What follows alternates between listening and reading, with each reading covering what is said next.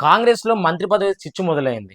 ఓడిపోయిన అజరుద్దీన్‌కి మంత్రి పదవి ఇస్తే అధిష్టానం పైన సీనియర్లందరూ ఆగ్రహం వ్యక్తం చేస్తుర్రు. వాస్తవానికి జూబ్లీహిల్స్‌లో కాంగ్రెస్ పార్టీ ఓడిపోతుందనే ఇంకా అజరుద్దీన్ కాంగ్రెస్ పార్టీకి వ్యతిరేకంగా మాట్లాడుతున్నాడని మైనారిటీ ఓట్ల కోసం అజరుద్దీన్‌కి మంత్రి పదవి ఇచ్చి ఆయనను సైలెంట్ చేసింది అధిష్టానం. మైనారిటీలకి మంత్రి పదవి ఇవ్వాలనుకుంటే షబీర్ అలీ ఉన్నాడు, ఫిరోజ్ ఖాన్ ఉన్నాడు. అజరుద్దీన్ 16,000 ఓట్ల తేడాతోని ఓడిపోతే ఫిరోజ్ ఖాన్ మాత్రం 2,000 ఓట్ల తేడాతోని ఓడిపోయిండు. వీళ్ళు మైనారిటీలకి మంత్రి పదవి ఇవ్వాలనుకుంటే ఫిరోజ్ ఖాన్‌కి ఇయ్యాలి. ఎందుకంటే కాంగ్రెస్‌కి డిపాజిట్లు రానప్పటి నుంచి ఫిరోజ్ ఖాన్ కాంగ్రెస్ పార్టీకి అండగా నిలబడ్డాడు. జీవన్ రెడ్డి 10 సంవత్సరాలు బీఆర్ఎస్‌తోని కొట్లాడిండు. ఇప్పుడు ఆయనను ఎవరు లెక్క కూడా చేస్తలే. అంజన్ కుమార్ యాదవ్ జూబ్లీహిల్స్ రేస్ నుంచి తప్పుకుండు.